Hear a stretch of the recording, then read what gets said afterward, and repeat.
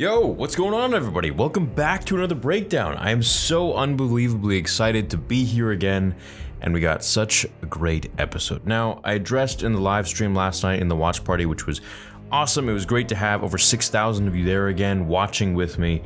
I saw there were some mixed reviews. Most of you liked the show, while the rest of you weren't too fond of episode 1. Now, I think I know the reason for this. I believe it's because you were expecting something super action-packed, but for me, this episode was much more than just blasters and lightsabers. For me, this was really bridging a lot of gaps between Return of the Jedi and 5 years after, which is where we are now, currently. Now, the title itself refers to Boba's flashbacks being with the Tusken Raiders, as well as now claiming his rightful place as ruler of the crime world, taking over Jabba's spot. Stranger in a strange land. I think the land is, the Tusken camp, and also now Mos Espa. So for me, this was an easy 8 out of 10. It showed the progression of where Boba has been this whole time, and it made you want to enter the healing chamber as many times as he wanted to, because when he did, it gave us these flashbacks. So let's begin. At the end of this whole breakdown, I'll talk about my predictions going forwards, but right now I want to take you step by step, scene through scene, of what I think is really going on in the show, and all the little things that you might have missed as well. So, before we begin, for the newcomers here to Star Wars, welcome. I want you to know that this show takes place right after The Mandalorian Season 2. So if you haven't seen the post-credit scene from Mando Season 2 finale, go do that and things will make much more sense.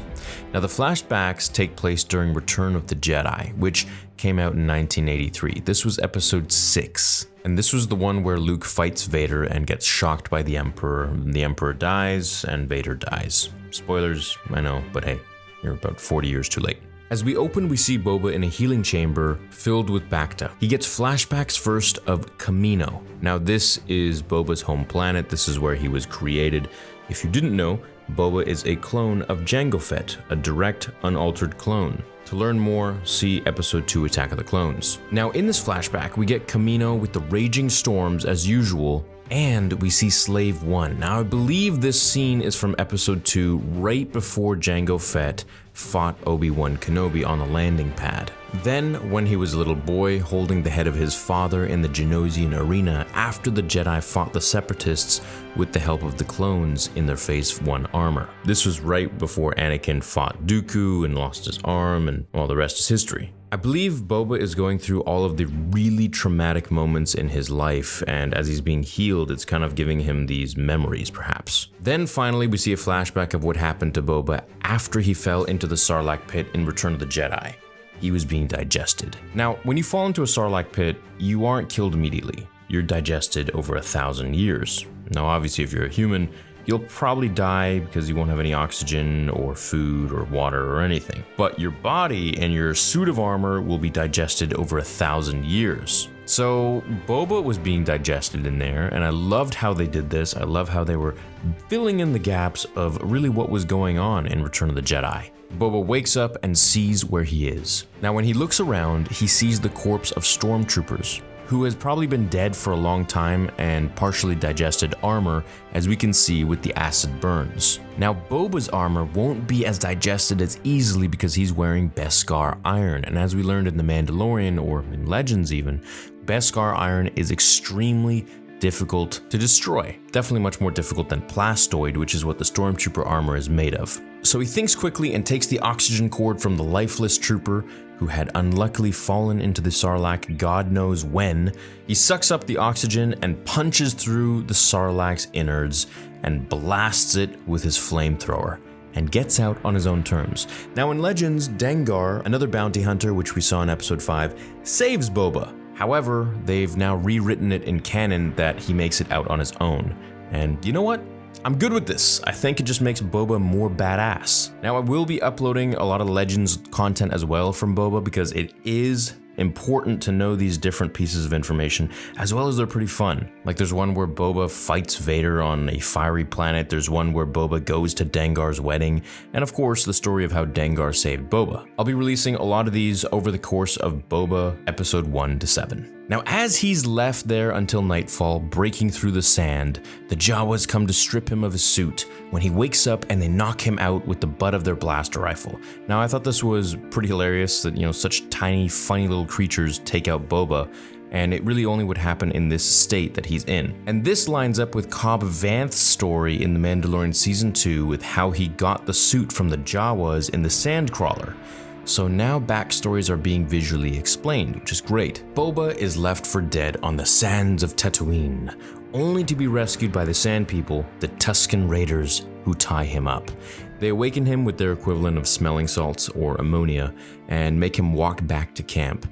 We've seen this type of thing where they tie a prisoner by the hands and pull them while on horseback, only now it's Tuskens on Banthas. Very Wild West vibes, very barbaric, and you'd expect nothing less from the Tuskens. As he gets beat up by youngling Tuskens, Boba wakes up again and it's now nightfall. He's tied up by the fireplace when he tries to work with the Rodian tied up next to him. Now you might remember this species, this is the same one that tried to kill Han Solo on a bounty. Now I'm gonna leave it up to you guys who shot first, Han Solo or Greedo, the Rodian. So Boba needs to make a break for it. He does so by pretending to break his ropes as the Mastiff sits watch. Now you might remember the Mastiff from Episode 2 Attack of the Clones when Anakin was at the Tusken Raider camp when he was trying to save his mother. The Mastiffs were eating some bones as Anakin broke into the camp to save Shmi. And of course, when he ignited his saber to behead the few Tuskens that were guarding his mom's camp, they of course came running at him, which he completely annihilated everybody in the village. The book goes way into detail and super dark detail about how he did it, way more than the movie.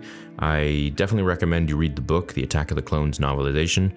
It's pretty interesting. Anyways, these Mastiffs are the dog equivalent for Tuskens. Very rabid beasts of Tatooine, however they were trained to be loyal to the Sand People. So Boba uses his smarts to lure the beast and knocks it out using its fangs to cut his rope.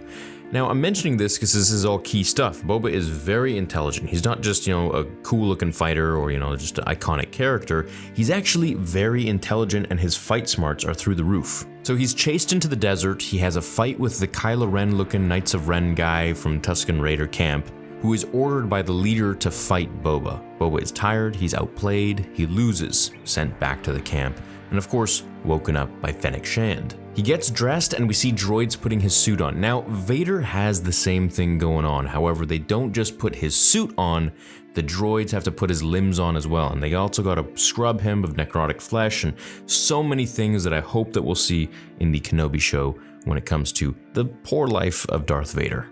Boba's helmet is sealed on and it makes the same sound Vader's does in Episode 3 Revenge of the Sith. This is just the helmet sealing off any air gaps. Boba is greeted by many people paying tribute to his new ruling. Now, the Trandoshan holds what might be a Wookiee pelt, as I saw someone mention in the watch party last night. Shout out to you, man. Trandoshans and Wookiees didn't get along very well, so it could be a Wookiee indeed. So what's happening here is all of these people are now coming to pay tribute and pay their respects to the new Dawn, the new ruler of Jabba's palace, essentially, the new ruler of Tatooine, if he becomes worthy enough, if he becomes more powerful, kind of like Jabba did. They're all quite respectful until the mayor's daimyo comes in. Now, as mentioned in last night's watch party by a subscriber in Japan, daimyo means feudal lord, so this representative of the mayor arrives, and instead of giving a gift, he actually asks for one. This is interesting, since everyone is bending the knee to Boba, except for the mayor. This might be foreshadowing for a power struggle later in the future. Now, from the trailer, I think that the Ithorian is the mayor, so most likely, this dude, the mayor, sent the assassins to kill Boba. Let's see what happens. Boba takes the two Gamorreans who served Jabba and Bib before him, and now they serve him. So they walk the streets of Mos Espa, as Fennec Shand tells him that he should be carried like the Hutts were. It would make people respect him more as he'd look royal and noble. Now, Boba doesn't have any of that. He doesn't want to do that, and he says he doesn't want to be carried like some useless noble. He's not willing to accept the ways of the people and what traditions or normalities Jabba set before him. He intends to rule by his own way and set the tone going forwards. I love this, it's very Boba-esque, and it definitely sets the tone for how things are about to change very rapidly, both for Boba and for Tatooine. And soon, the galaxy. should he earn the respect of everybody. The next scene is inside the cantina gambling lounge spot, where we actually see a Bith and what looks like Max Rebo. Now, Max Rebo is the dude who was in charge of the Max Rebo band from Jabba's palace. He was making the place all funky and cool and bringing life and music. So I guess he survived, or he wasn't on the barge in Return of the Jedi, which is awesome. This is a cool little Easter egg. I mean, if Bib Fortuna can survive, then so can Max Rebo. They're playing the same tune from the cantina, however, it's just got some Wild West feel now, which is, I love it. I love the rendition. Really great job to the composer and the musician. Boba informs the Twi'lek that he has now taken Bib Fortuna's place, and will make sure that their establishment is taken care of under his watchful eye. Now, I should mention that Jabba was inspired by The Godfather, directed by Francis Ford Coppola, who was George Lucas's close friend, so the whole mob world takes heavy inspiration of that world, the mafia world and story of Don Corleone. So Boba collected a tax and in return keeps everyone safe. The Twi'lek fills his helmet with Republic credits, which used to be no good on Tatooine, like what Watto told Qui-Gon Jinn in Episode 1 The Phantom Menace, especially while the Hutts were in charge. So I'm curious as to why they gave him Republic credits. Now, Tatooine has always been very lawless, and to be controlled by the Republic is questionable. And I doubt the New Republic got any control of it now, but it is possible. Either way, maybe this will be extrapolated upon later, or there's some lore that I'm gonna have to deep dive on or read up on for a follow-up video, which shouldn't be too difficult. As he leaves, he's ambushed by assassins who surround him and Fennec with energy shields and stun batons. These energy shields kind of look like the shields that we saw in Episode 1 The Phantom Menace. However, I don't think they're the same thing, they're just energy shields that are red. Now, Boba had a jetpack, so I feel like he could have jumped out of there, but then he'd be leaving Fennec to die. And he's just not that type of guy. So once the Gamorreans finally show up to help out, better late than never, I really want to highlight the Gamorreans for a sec. They seem kind of dumb and slow-witted at times, but they're literally as strong as Shrek. They make quick work of these human assassins, and we can really see the difference in strength physically between the species fighting. Boba's already beat up pretty bad and his wounds are acting up, so he orders them to take him back to his Bacta-pod in former Jabba's palace, now Boba's, while Fennec hunts the assassins down and keeps one alive. Now remember, Fennec is an expert assassin, so she's been around for a very long time, and if you don't remember, we saw her in the Bad Batch, which makes me wonder, are we gonna see Omega?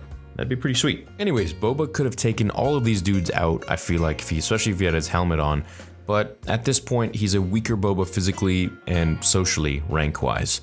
I think they're making him like this so that he has tons of room available to grow. So Boba is put into his Bacta by his guards, and we enter another flashback, which I'm loving these. I think the show will have more flashbacks when he's healing until he's fully repaired, and at that point, I think we'll get, like full respect Boba. Seems like he's not quite at his full power yet, and it's gonna take a few more Bacta-pod sessions and a few more episodes essentially to get back to feeling 100%, which means more flashbacks. So in this final flashback, we see Boba carried out to the middle of the desert by the youngling Tusken. They oversee some thugs take out a small hut that resembles one like Luke's old home that he lived in with Uncle Owen and Aunt Beru in Episode 4. Now this scene is extremely important. A lot of people won't understand it unless you've read the lore and the comics, so I'm gonna explain it real brief. These thugs are from Jabba. They have a canister of water, and this is literally what it is. It's water.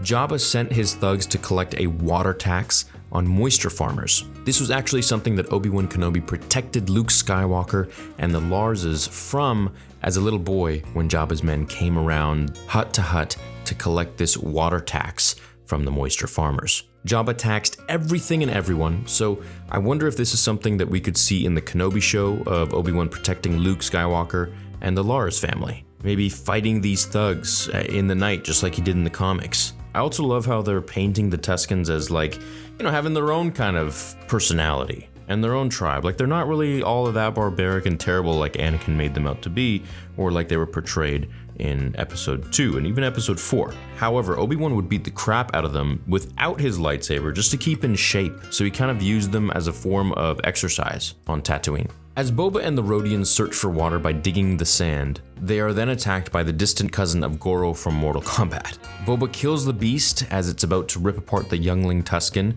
He wraps the chains around its neck and suffocated the beast, just like how Princess Leia killed Jabba, winning her freedom. And this, too, won Boba's freedom, as we see when he returns to the Tusken camp. The boy is praised for his victory, claiming it to be his doing, as the leader of the tribe moves to Boba and gives him his water, basically saying, "I know you saved the boy, you earned my trust and my respect." Boba takes a sip and enjoys every bit of it. And so begins the Book of Boba Fett. For me, this episode was very beautiful, a solid 8 out of 10. It answered so many questions for me, such as him surviving the Sarlacc pit for one, but also what he was up to after Return of the Jedi. You know, what is this 5-year gap? What is he really doing? And now we see he becomes even more barbaric, even more of a nomad, as he's probably taken into the Tusken tribe and becomes like a Tusken. Fights like them, learns the ways of the Tuskens, and probably just becomes even more familiar with Tatooine at this point. Like Tatooine that like nobody really knows, which makes him even more dangerous. And I think these flashbacks will show us what he's been up to with the Tuskens up until The Mandalorian Season 2, Episode 1, where he sees Cobb Vanth and Mando. The show is very promising. I really love this episode. I think it adds so much depth to the story of Boba Fett, and I love how they filled in the gaps of Return of the Jedi. It's a beautiful way to bring in OG fans with the new fans and give us something really special. Now, I would love to see how Boba takes just as much respect as Jabba did by the end of this show, and how he will do it. Will he continue to do it with, ruling with respect, or will he actually succumb to being a fearful crime lord? Now, I saw some people kind of complaining that he was just being too nice, and this isn't the Boba that they all know from the comics and from Legends and everything, which is true. And I think they're doing this is because they can't have him be this callous badass from the very start. They have to have him be, just room for improvement, room for change. Otherwise, there is no change. So he will probably rule with fairness for a bit, and I think eventually he'll have to rule with a bit of fear. And I think there will be those glimmers of fear in his character that will make him even more scary than Jabba, who always ruled with fear, because now you have someone that you just don't know what to expect. He could be totally respectful, or he could just be fearful and go ballistic. At least with Jabba, you kind of knew what would happen. So I think that's pretty cool. One of the characters I'd really love to see is Cad Bane. Now, he would be pretty old at this point, but I think he is a major rival of Boba Fett in terms of speed, agility, power, and overall intellect. I feel like he's the Thrawn of the Boba Fett universe. He's just really smart, and I think he's faster than Boba too. It also makes me wonder if we're going to see Omega, if we're going to see Boba's twin sister, and what other things we could see in flashbacks. Whatever happens, I'm very excited for episode 2. I will see you all in the next watch party, Tuesday at 11:30 p.m., where we get ready for the Book of Boba Fett, episode 2. I hope you enjoyed this breakdown. Thank you so much for joining the watch party. Thank you so much for watching this breakdown, and I will see you all in the next episode. Until then, remember, the Force will be with you. Always. That was great, dude. It was just what we needed for, the only thing I wish it was, okay, let me pause it, because I got the music going. Okay. Now, I know a lot of people are going to be like, 4 out of 10, 5 out of 10. For me, that was easily an 8 out of 10. I'm going to tell you why. And this number would be way higher for a lot of people if this episode was episode 0. So this was let's say they released this several months ago before they actually start Book of Boba Fett. Then I think a lot of people would give this a 10 out of 10. The only reason people won't give this a high score is because there's only 7 episodes. But for me, this was easily an 8 out of 10. And I'll tell you why. We got the backstory of how Boba survived the Sarlacc pit. So they changed Legends, okay? Dengar didn't save him at all. He saved himself, which is actually more badass. But it kind of takes out all the Legend stories of I guess Boba being saved by Dengar, Boba going to Dengar's wedding, like all that stuff, which is whatever, fine. Um, it's basically leading us for a very climactic finale, I think, because right now Boba is kind of, some people are paying him respect, some people are not paying him respects, and he's got to really grind to get the respect that he deserves, the same that Jabba had, which was like monumental throughout the whole galaxy. This is not just, let alone just Mos Espa. So that's one thing. The second thing that I really like about this episode is the flashbacks in general. Forget the Sarlacc thing. We addressed that. But the story of how he, that drink, that sip at the end, for me was, it's beautiful, man. It's, this is like, okay, like he's worthy now. And I couldn't tell if the little youngling bastard uh was telling them that he himself killed the creature or if Boba did it. But either way, um the leader knew that Boba saved the kid. So I feel like he's now going to be in their good graces, and he's going to be like probably trained in their ways, perhaps, and he's just going to level up further and further. And I think throughout the show, it's going to be progressing the story of the show while giving us all these different flashbacks up to probably when he looks at Mando with Cobb Vanth in season 2, episode 1. And then that's probably when he'll be like fully healed, I bet. And then we won't get any more flashbacks. He won't be going into the healing chamber anymore. And that'll be that. I love how they're using the healing chamber as a sort of, because healing chambers like themselves are kind of boring. You're never going to be like, oh, I'm going to go to a healing chamber. And it's like, oh, more healing chamber scenes, so we got to switch to something else that isn't Boba until he heals up. I love how they make you want him to go to the healing chamber so that he now will have visions and dreams of the past, and which fills us in the story. I think that's so smart of them to do that. I think it's off to a great start. It has an amazing feel. It's got the perfect blend of Western meets Godfather, and I'm all for it. I'm very excited. I think it's going to be really, really good going forwards. And if it's not, well, we'll have to dissect it. But yeah, dude, I liked it. I liked it a lot.